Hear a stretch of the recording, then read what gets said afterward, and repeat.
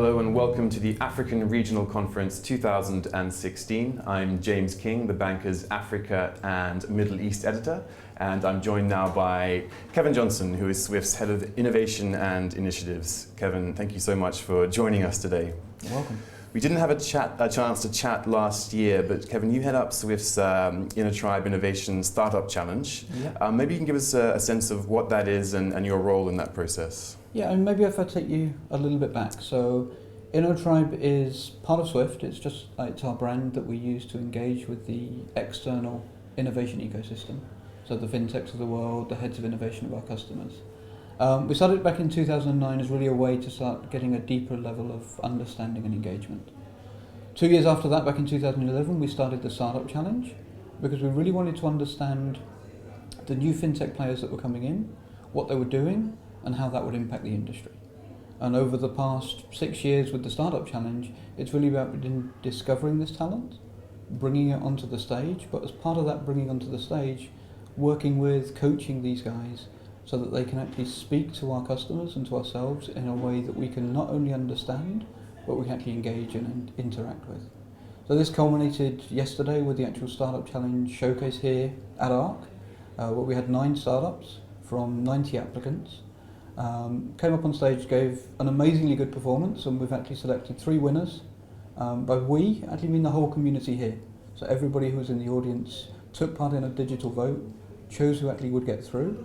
The guys will win a cash prize, but they'll also get a chance to come to Cybos and talk to the global financial community about what it is they're doing. It's truly about bringing solutions from Africa onto the global stage as opposed to importing Western solutions into here.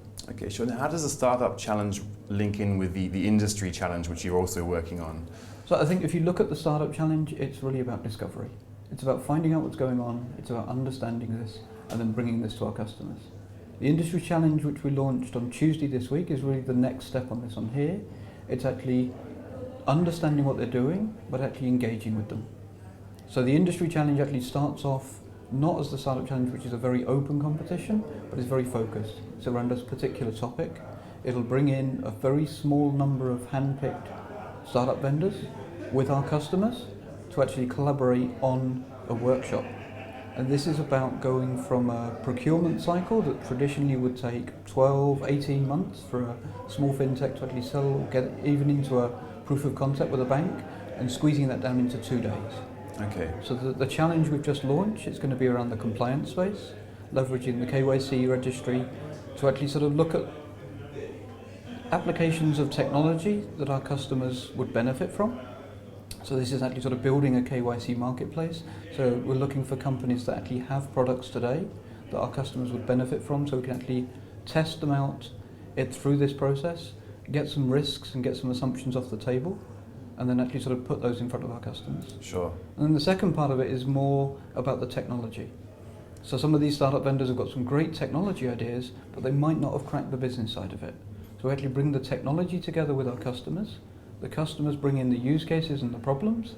The vendors bring in the actual technology. If you put the two together, we try and find an actual applicability for this technology in this space, which then leads to in-depth proof of concepts, where we bring the vendors on one side of the triangle, we bring Swift experts from our IT, our governance, our marketing, our legal teams on another, but the most important one is actually the customers. We make sure the voice of the customer isn't just at the beginning of the process, it's all the way through. They help us drive this through, and the ultimate goal is to actually ship products. So speaking to our customers at the beginning, shipping those products through, means that we're not just actually engaging with them at the beginning saying what it is that you're looking for, but we're actually they're helping us, and we're helping them shape products that they're actually going to need, they're going to want to use going forward. Now, Kevin, there's been a lot of discussion at this year's ARC around this idea of disruption and innovation, but you've also argued that collaboration is one of the key points of this year's conference. Tell us why that's so important. I think if you look at disruption, you've got 2 parts of it, and it's also around innovation. You could have incremental innovation, which is about process improvements, it's about small step changes. It keeps everybody going, it moves things on slightly, it keeps you in the race. If you look at disruption, what it is for, essentially you're looking for a technology that's going to come in and it's going to wipe out the status quo in a year. A lot around fintech, the biggest buzzword is disruption, and I think it's the wrong one. I think it really is about collaboration. With the Startup Challenge, we do this because we want to be inspired by the startups. And traditionally with the Startup Challenge, we actually asked a question at the end that the audience voted on, which is the most disruptive technology? Now this year, we actually wanted to put a different mindset in our customers' heads. So the question this year was, which company would you most likely to collaborate with?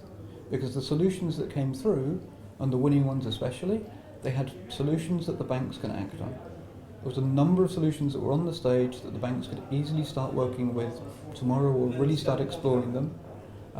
The winners we had this year, so Hello Pesa, they do cross-border remittances.